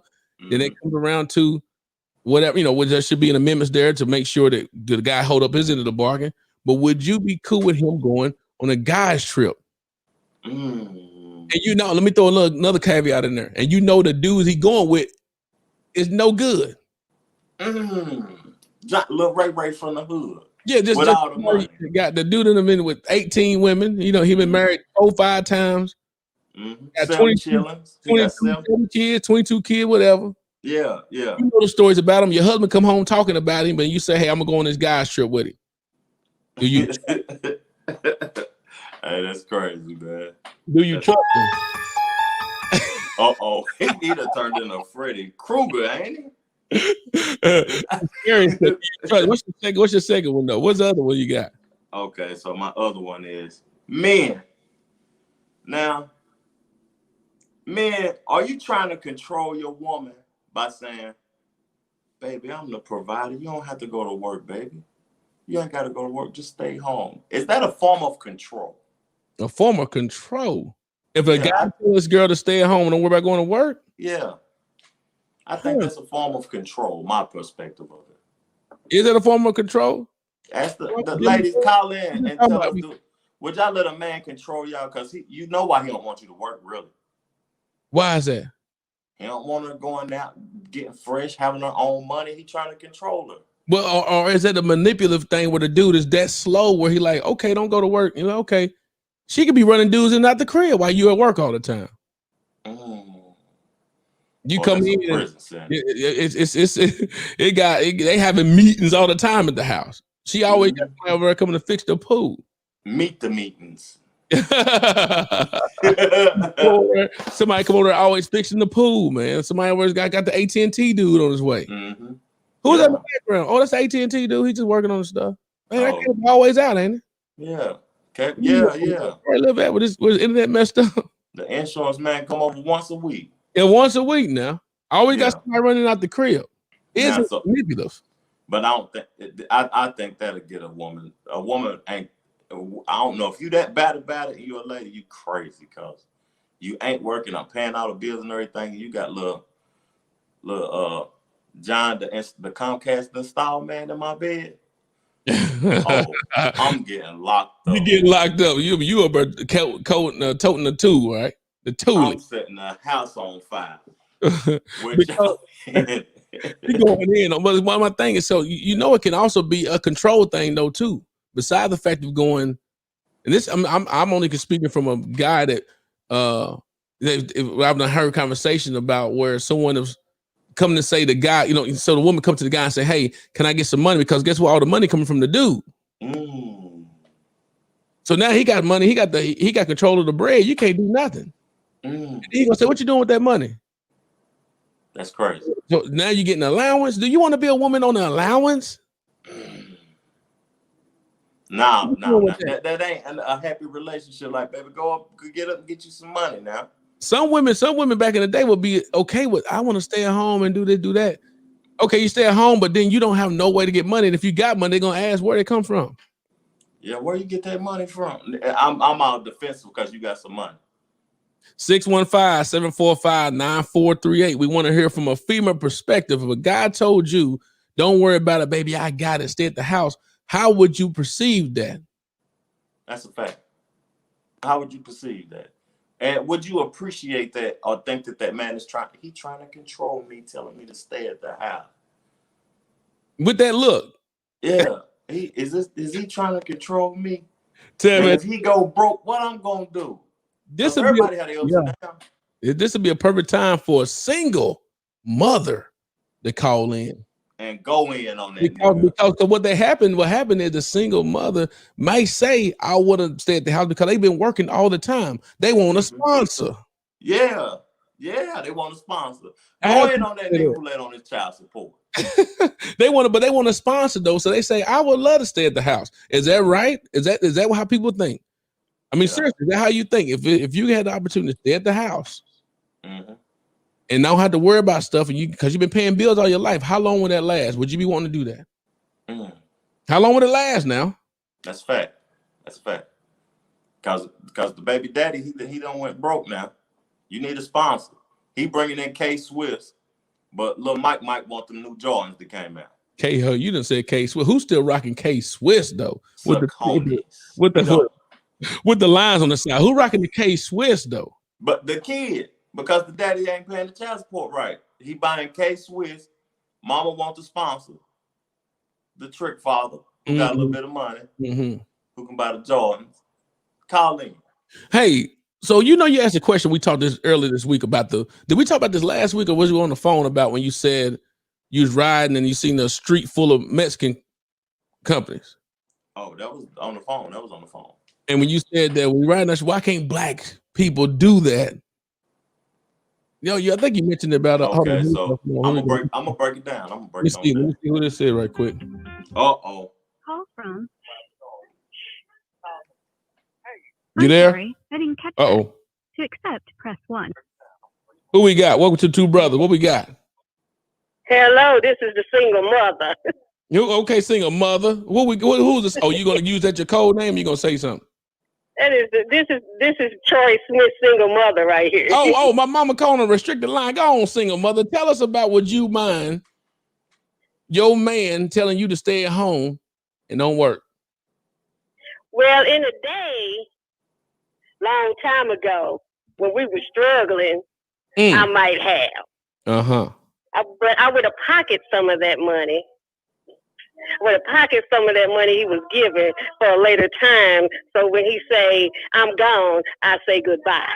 But the fact is, he got to give you some money. What if he not? So you gonna take the allowance?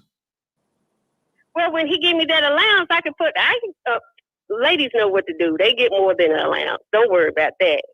Now that's if he actually giving an allowance though. He might not be giving you nothing. Well, all you doing is getting food money. Question. Now you gonna change it. No, because what happened is so what it might do is that where he say go get the grocery man, where you skimming off the top, you get a little component. No, I'm not skimming off the top, but there's other ways to get money from him. You know what? How is that? The lady know what to do. Oh, the lady know what to do. Right. So you giving the booty contract. Hey. And you get paid for the booties. Okay, that's all right. I understand. Okay, so you giving that. Well, get it. You know what? You actually right, because you actually might get paid because of that. Hey, I do what I got to do. Trevor, struggle. Do you believe that? I believe the man pays. The man will pay anything for the booty contract now. There's a lot of men out here that claim to be. They got the tool to be in control. If they smart. Okay, well, so you'll tell. So the guy come and say, "Hey, stay at home." You good with that? You're not worried about that being controlling to you? No, he won't. No, because he can't control. They only do what you allow them to do.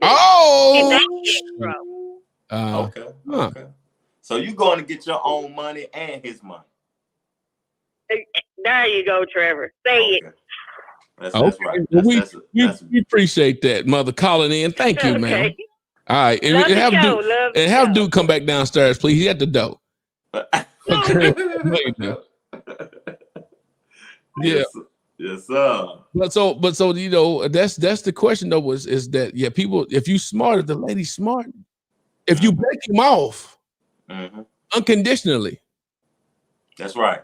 Unconditionally. No strings attached with it, because at that point you have no complaints, right? There's no reason why he got to continue to keep begging if he bring home that bread, which oftentimes are you holding up the end of the bargain with the contract. That's right, because that contract. Now, are you doing better than the contract? You know what I'm saying? The clauses in the contract. Yeah. Are you adding addendums to the contract? Are you trying to get that MVP bonus? Is what I'm saying. Are you meeting the different levels? Yeah. Because contract all the time, if you succeed in hit different benchmarks, you get paid. You go to the championship, you get a bonus. Oh, you go to the championship, you getting a bonus. We getting all type of specials going. Okay. All right. All right. Ridiculous, fam. You want me to hit the what I thought about on the topic of the Latinos or whatever? Yeah. Hit that. Go on with that, because that's why I want to ask about the. Yeah, go ahead. Okay. So I'm riding down. I forgot the name of North Central Street in Charlotte last week. Right. I called Troy right after I rode down North Central Street. So as I'm riding down North Central Street in Charlotte, it's like one of the main streets from the suburbs to the downtown part. So I go a mile down, I see like all Mexican restaurants, and not franchises, but Mexican restaurants. Latina stores, Latina hair supplies, laundromats, Latina supermarkets, Latina communities. Then I ride another mile. I see the same thing. I keep seeing it over and over again. Restaurants side by side, bars, pool halls, everything. I ride another mile. I keep seeing it till I get downtown. So I'm like, why I never seen black businesses like that on the street? 5 miles of street with everything black owned. Why can't we come together and have one big long street full of businesses? Why we can't support each other and have that? Like, I never seen that before until I moved here or whatever, but that was wild to me though. So what you thought about that, my brother, when I told you that? Let me ask you a question though. I never asked this part. Mm-hmm. What did it look like though? How was the setting? Was it inviting? It was very inviting. I wanted to. I'm going back down the shop. I mean, but it's nice. So it's one thing to have all those stores in the street full of authenticity of different cultures, but then it looked like a shack or a hole. Like, I don't even want to stop over there. I mean, it's just like I'm going down. It's a street like that here in Nashville called Nolansville, and it's a certain part of Nolansville where it's called Little Mexico. Yeah, it's literally now Mexican, Spanish descent down that whole road. Mm-hmm. But it doesn't look like but it's not nothing inviting. I'm like, oh, I'm gonna go to that shopping center. Let me just go on. And it's some spots. It's probably, because you go down further down Nolansville going to Nolansville, the actual city, and it's bread over there. Yeah. Nolansville Road, you already know automatically people, you go to Nolansville, you go to Little Mexico. Yeah. I'm receptive to Latina people, so I could go there. I wanted to take my girl to a place on that street called Scrimp Shack. Not Shrimp Shack. Scrimp. Called the Scrimp Shack. And it's on that street. And because I know she likes seafood or whatever, but it's very inviting. It looks like it's thriving. There was a lot of people out. It looked like it's thriving. And it was just my concern when I seen that, why black people don't have that, and it is the percentage of Latino people and Mexican people is more than African American in this country now. And will their agenda be more important than our agenda come the next election? Yeah, you gotta have. I'm not in that culture. I don't know for sure, but whenever you have buying power, spending power is when your agenda start become more important. Okay. And the more buying power money you got in that culture, the more people like, we got to make sure we got that. Every nationality is important right now. As you can see down in Florida, their Spanish descent culture is the main one they trying to target a lot.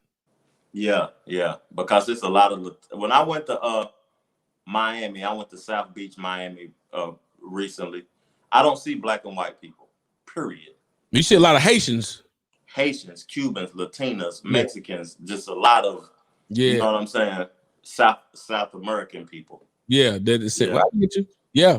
I mean, but I tell you what, answer that question with the black thing, having businesses like that, it's come down to a point of, is it, we're more of to me, it seems like more of a cultural based folk, like cultural or trending type thing.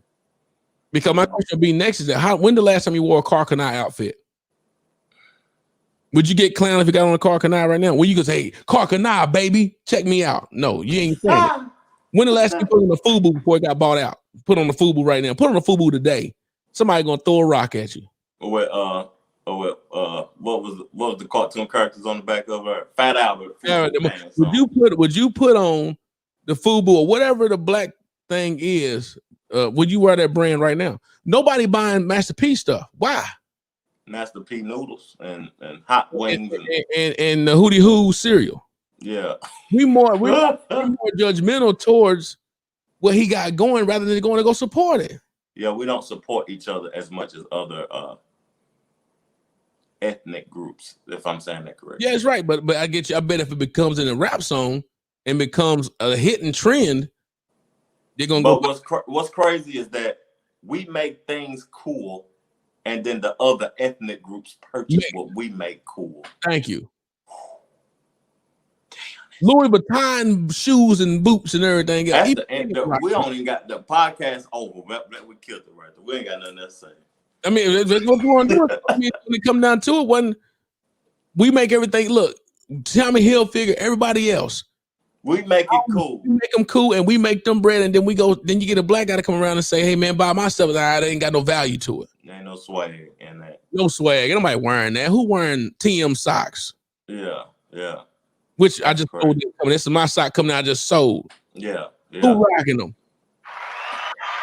You know, because I'm trying to make a brand with that. It's all about the brand. So but that's why a lot of black companies don't end up showing people that they're black, because they don't even want it to be lost in value. So when they come up getting these long streets full of black businesses, another Black Wall Street, whatever, can you go in there and do it without a competition of thinking I'm better than them? Or can you say, I'm here to Trevor open up a store, I'm gonna open up a store too next to Trevor, and I ain't gonna compete with them like that. I just want my business something different. We're just gonna continue to grow it. Yeah, why can't you open up a restaurant and I open up one next door and we both be successful?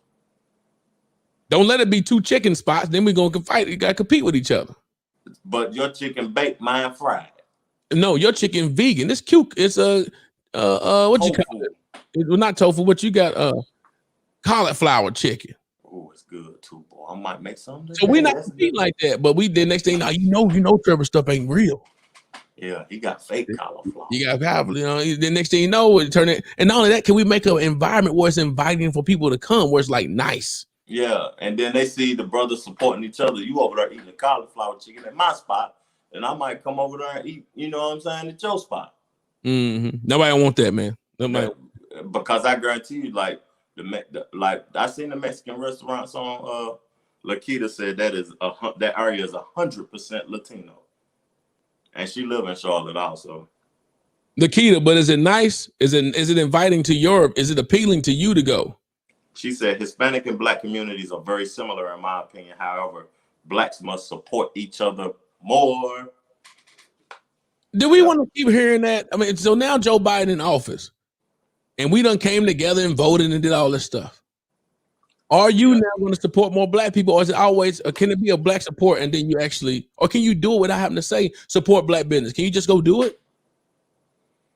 Can you just go do it? Just do it like Nike. Without Nike. Well, just do it without Nike. Okay. Just do it with Sean John. You remember when the last time you put on a Sean John? Never.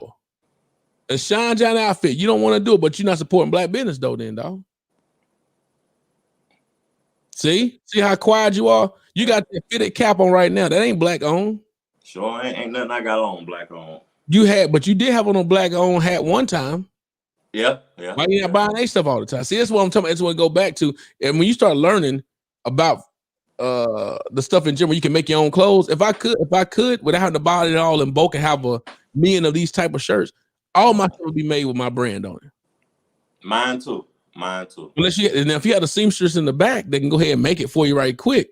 Mm-hmm. But if unfortunately, when you buy all them, you buy a shirt or two, you can't just buy one or two. You want to get the deal and buy multiple and stuff like that. Yeah. Can I give somebody a shout out, fam? Sure. In Knoxville, this is free too. I might not need to do it, but it's my uncle. It's your uncle. In Knoxville today, if you want to support a Black business, go to Lonsdale and get you a meal from my Uncle Truck. Uncle Truck showing out on that grill. Every Saturday game day, he's showing out on that grill. You won't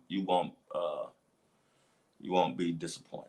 Showing out on the grill. Go show him some love. But right now, what y'all do this for? Shout out to Trevor Uncle. Mm-hmm. You know what I'm saying? I'm gonna tag him in the show too. Is that the barbecue place you used to work at? No, but I used to work with him though at the barbecue place though. I'm twitching. Yeah, I used to work with him at the barbecue place. So I'm about to tag him in the. Oh, look at that. Okay. My little camera done messed up and everything. Jesus, Nazareth. But look, get our cash out, man. Let me. See me that can I get five? Send that Two Brother the cash out, man, right there at the bottom. Two Brother Podcast. Yeah. My cash out. Yeah. That's a Knoxville artist too, Jarius Bush. Go search his music. Matter of fact, that's one of Trevor's cousins or something like that. Yeah, that's my auntie grandson, Aunt Sally grandson. J.BU$H. Phenomenal music. Beautiful day, ride clean music. Check them out. Turn it up one more time, family. Your heart, a 5 or an 8, or maybe some more to send them my way. No, it ain't that hard, no. I got a lot for as bars go, so I'm good to receive. Cash out, man. That bread, that dough, yeah, that guap, that government cheese. Look at my gas tank on E. Only got $2 on me. Pulled up to the BP. Somebody cash at me. Cash out the two brothers, man. Oh, yeah, green app with the $sign on it. I don't need no big. My iPad just died, so I can't see the comments no more. But in Lonsdale at the little shop right off the interstate, high school in Texas, where the liquor store at and all of that. He be having his little truck right there, and food be bumping. Now, is this the barbecue guy that you used to work for? No, my uncle passed away, but me and him used to work together at my uncle's barbecue shop, and he learned everything he knows from my Uncle Sard. So, you know what I mean? If you go to his shop today, you'll have some phenomenal chicken wings, ribs, macaroni cheese, collard greens, yams, whatever you like. With the good homemade lemonade. Whew, and it ain't high, nigga. You're gonna eat that so fast.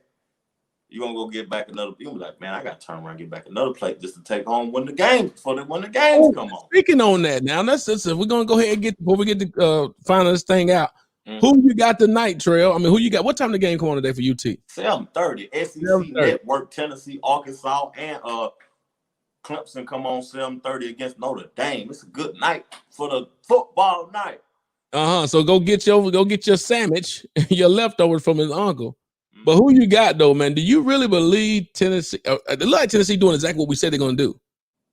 5-5, but I think they're gonna be worse than that. Yeah, they don't look like they're gonna be worse than that. That's what I was gonna say. It looked like they small dogging. But Arkansas, spanking Arkansas tonight. You think so? Yep, 28-24. You calling it? And you say you don't bet, but you sure have been betting a lot lately, though. You say I don't gamble, but you bet.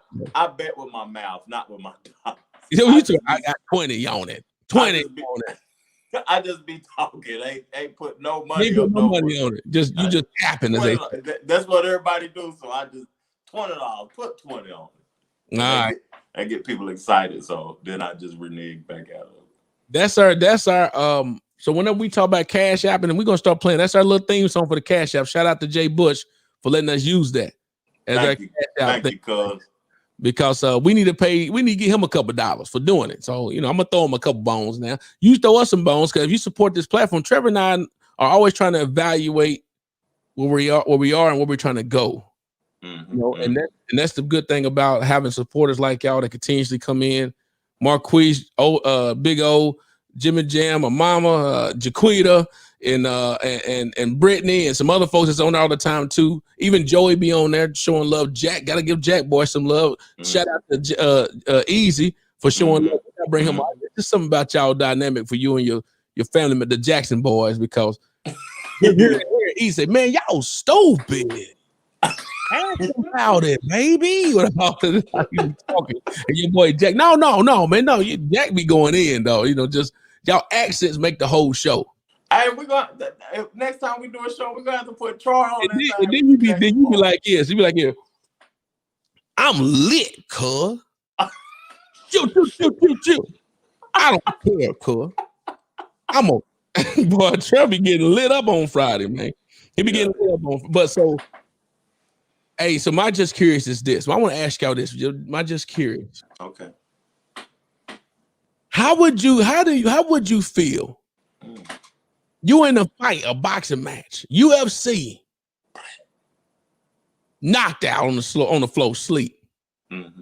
And then the dude that knocked you out come on and help you out and talk to you. Hey man, you good? You good? Okay. When I watched some highlights of Mike Tyson and some UFC guys. I don't want you to come and talk to me after you done knock me out. They come and pat you on the head and everything. Hey man, you good? You good? Okay, man. Hey man, good job, man. Good fight. You just knocked him. How would you feel getting knocked out and the guy come and talk to you and encourage you after you knock you out? I don't know how I would feel about that, but because I don't know if I could. I if the way they be knocking folks out, I'll be ready to shoot somebody. Well, that's the whole point. That's the sportsman. Like, you can't go over and shoot nobody because you done got knocked out. My thought, I just wanted to know, because I see these guys every time they knock them out, they go over there and pat them on the head or help them. Like Mike Tyson was the worst at it. He knocked you out in 1 minute. That was a form of disrespect to me. And then some people take it as a form of respect. You know what I'm saying? That you helped me up and all of that. But I think that you're being more disrespectful. Or you've been, it's sportsmanship, because you know how hard I trained and how hard I prepared for this fight. You knocked me out. You knocked me out in 20 seconds. You just being a good sport. Being a good sport, man. Bow, bow, beep, bow. It's just how you. It's however you perceive it. That's what it is, fam. Well, that's my thought. I just want to see what people, when you think about it. I was watching those highlights, like, man, I'm just curious how you feel with just getting knocked out and pat on the head. Yeah. My next thing will be, man, I'm curious about why there's so much talent and skill in Knoxville. All this, Knoxville has its own different genre of people. That's a fact. It's a multi-layered city. And there's no one blowing up. What's up with that? I can go through the list of people we could play right now. Me too. And it'd be like, wow. I mean, what's the deal? Support. If you support our podcast, support your local artists, support our creativity, our talent, support Uncle Truck Barbecue Shop, support Nia G T-shirts, support everybody movement, man. Just support. That's what it's gonna take. It's very few of us in Knoxville. I'm not there no more, but I still support there, and I'm a couple of 100 miles away. But at the end of the day, you gotta support, because it's like, what did the commissioner lady, what's her name again? Denisha. Yeah. She came on the podcast and said it's 13% African American in the city. If we ain't supporting each other, if you got 6% of those people hating on you, you only got 7% left to buy from you. And then those 7% broke. So at the end of the day, you got to put 3.5 of them can buy a t-shirt from you or an album or whatever. So at the end of the day, support your people, man. I think also too, you gotta be willing to invest in yourself and creating something. So when you do create something, you gotta be willing to invest and put money in. That's one thing that other cultures do. White culture do this a lot. They understand, especially when you do a lot of these classes and teaching and these little marketing class. They're paying to get in that to actually invest in their business. If you look, if you want these artists out here really supporting you, support yourself. So this is what I'm gonna do. We're gonna announce this right now. Okay, let's get it. Trevor and I will start. We're gonna actually start promoting. That's what we like to do. We actually mentioned this before in the past. Artists, local artists. Then we're gonna start putting we're gonna play a song or two a week and say trash or not. Trash or not. And we'll make that one of the beginning or end of segment. And then people gonna comment on it, all the other stuff. But I'm gonna tell you, this is how you invest in yourself. You put something in our cash, you donate to our cash app, we're gonna put you on. That's right. That's right. That's exactly. So we're gonna put it on where people there are people that's on our platform and that we're going further to. We're gonna put you on there. Rather, it's a business. This is how you get your sponsorships out there. We asking just to donate to the cash app in general, as your boy. And we need more than $1. We ain't from Harlem. Look, we're gonna do what the Umar say. Say it 4 times, do it 3 times. Donate to the cash app. Donate to the cash app. Donate to that's what he does. Yeah. Get it in your head, but we're gonna put you on. We're gonna actually we're gonna sponsor you. I mean, we're gonna put you on there as a sponsor. You donate to the cash app, we're gonna put you on. Musicians, you got a business or a t-shirt, as long as it's not detrimental to what we stand for and what we're about, we're gonna put it out there. That's right. That's right. So starting from this day on, you got a t-shirt business, we're gonna put you on we're gonna scroll you across the bottom, we're gonna put you on the screen. You gotta donate to the cash app though. That's right. That's right. No dollar. That's what you sacrifice. That's what you actually promoting. We asking that you just do that. We're gonna put you on some more. We're gonna put more out there because there's so much out there. It's so much out there. Why not get out there more? Invest in yourself, man, for real. So, and if you invest in yourself, we're willing to invest in you, and we're willing to promote you and support anything that you're doing. And if I like it and it's hot, what you're doing, I'm gonna purchase it. And we get the money back to you. That's how it works. It's recycling. That's the way it's supposed to work in the Black community, like how they doing in the Latino community. It's how I go everywhere. So if you know Trevor love hats, and Trevor love t-shirts, and he loved to dress up for the show. I stay fresh now. Send him a shirt. Send me some oil. I like to smell good for the ladies. Now the ladies, y'all make oils and stuff that smell good. Put them on. We're gonna put it out. You from Knoxville, we putting you on right now. From here on out. Hair grease, treats, restaurants. We don't care what you do. There it is. You want to send us a cash out for it, we'll put you on there. All right. So look, let's go to Remember When. We're gonna bring it up, coming to a close. Remember When, dog. Go ahead. Okay. My Remember When, we bringing it to a close the show, but my Remember When is, do you remember getting your pair of shoes for the first day of school? Absolutely. And that's the only time I got new shoes. Me too. when I was younger. Now tell me them shoes, what pairs do you remember getting? I'm gonna tell you the pairs I remember getting. Well, see, I never had super nice. We had Votes. You remember Votes? Woo, God, I was going to pick and pay. Yeah, I'm rocking Votes. I was rocking, but on the first day of school though, depending on what it was, we might be some Votes, but we might actually get some Reeboks or something like that. British Nikes. British Nikes, pumping them up. I never got no pump up shoes though. That was Reebok. That's Reebok, but I think British Nike came out with some off brand, didn't it? They might did though. British Nikes was. I remember I stopped wearing them because they said that BK stand for blood killer. They was gang. Oh yeah, you guys, it's nothing. We couldn't wear certain things quickly. But what about you? What shoes you remember getting? I remember the LA Girls, the light ups, and I remember the catapults, the ones that supposed to make you jump high. They was the Karl Malone shoes, the LA Girl catapult. Karl Malone couldn't jump to say that boy could barely jump off the ground, couldn't he? And the LA Girl light up shoes, I remember them. I remember getting Jordans though one time. I had some Jordan 3s, and I wore them shoes for 2 years. Jordan 3. Chuck Taylors. I used to get Chuck Taylors.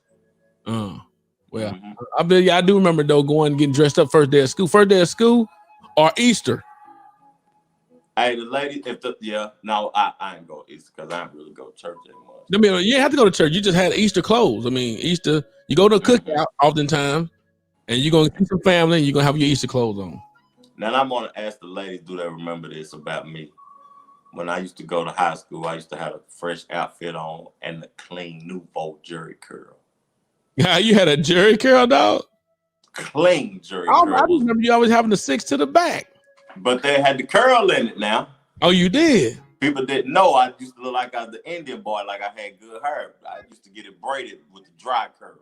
And if I wore the braids out, I put the S curl juice in the bag on and shake it up like that and make it curly with the Nouveau Jerry curl. That boy had that soul glow. So let you. That was the swag back in the 90s. Are y'all watching Coming to America 2 in December? I'm watching it. Absolutely. Not at the movies, though. It's on Netflix. Wherever it's at, we're getting it. Yeah, it's on Netflix. It's gonna be on there. Okay, my thing. Do you remember when you used to drink those Coke bottles? Don't you do it? Don't you do it? He did. Nah, I think that one. You remember the Coke bottles that used to have a gift up under it, a prize? Oh, you used to have to peel the thing out. No, not peel it, but just turn it and just look at the bottle. Oh snap! I got me a free Coke or something. Or I remember that. Yeah, I remember that.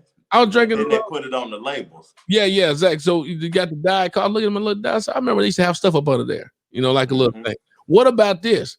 Did you ever barely crack you had a can soda, which back in that day we used to call it pop all the time. Everything was a pop. Bring me a pop. Yeah, anytime. Don't even get what kind. Well, just bring me a pop. A Coca-Cola. Everything was a pop. But you get a pop and you barely open it just a little bit, and you just shake it up and suck off the top of the rim of the fizz and all that and stuff. Do you remember that? Yeah, I remember that. As you older, do you know how nasty that is? Have you seen the top of a Coke can? I ain't drunk soda and I know you haven't in a minute. But when you look at a can, you gotta, first of all, you realize you gotta rinse it off. I mean, we used to have them big K's. They used to get a big K, 24 case. And it'd be dirty on top of it. It's dirty on top of it. You up there sucking the metal. You know, how dirty was that, man? Ew. It's disgustingly. I just remember we used to do some of the things we used to do, man. Be like, why in the world would I suck the fizz off the top of a dirty can like that? Yeah, yeah. That's what I remember when on that. Then also I have. Do you remember when you used to, at one time, used to see this? See a person with a mask on like you that. You knew what time it was. That pistol was coming out. Besides getting robbed, besides that. But when you used to see somebody with one of those medical masks on, you'd be like, "Oh, what you got?" Yeah. Yeah. What you got? Now you look at somebody like, "Why you don't have a mask on?" Yeah, I'd be feeling crazy. I'd be walking to the store and I'd be like, "Dang, I left the mask in the car. I can turn around and get the mask, man."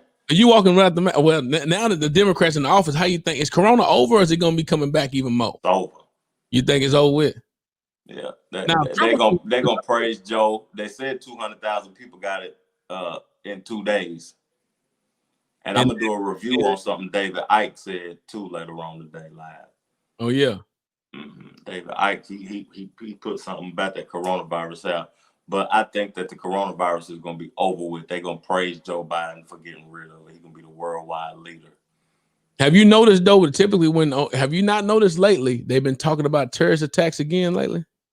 I haven't heard. Democrat is in office lately. It's been always talking about there's a threat with terrorism. They've been talking about lately the discussion about what's going on across the world with the terrorist acts. So my thing is look out for that. How often we gonna hear about terrorist attacks now that Biden's in office? To put that fear in you to think there's no one gonna be able to protect you. And that's the main thing to be promoted. It's a different form of it. Yeah, it's the main thing to be promoted in both parties. Fear. You just got to be aware of it, acknowledge it, and know that that's what they promote. Fear. Well, man, what a show today. I know it's a little different for everybody. But I tell y'all, man, we appreciate y'all always showing up. Thank y'all for supporting the two brothers. Trevor, anything you want to put out there? Brothers gonna work it out. Well, there it is. We appreciate y'all, man. Hey, tune in next week, man. We love y'all. Definitely.